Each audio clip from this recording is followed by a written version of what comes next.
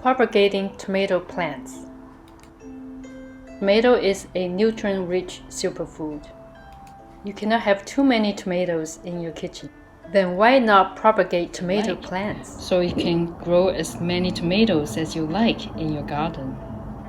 Today I'm going to show you how to propagate tomato plants.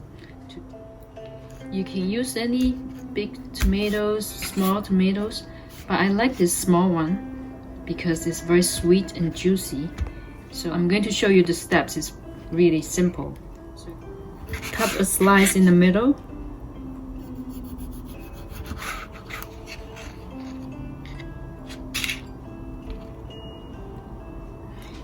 See the seeds here? You can use the tool. Basically, you're just taking out the seeds. This is the slice I'm going to use. Dig a hole. Place the tomato slice. Then cover it. Water thoroughly. You'll wait till the soil is fully dry before you water it next time.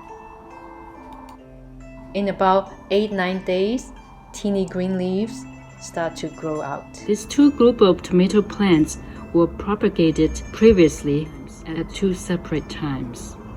They will continue to grow, and in springtime, they're ready to be planted outdoors.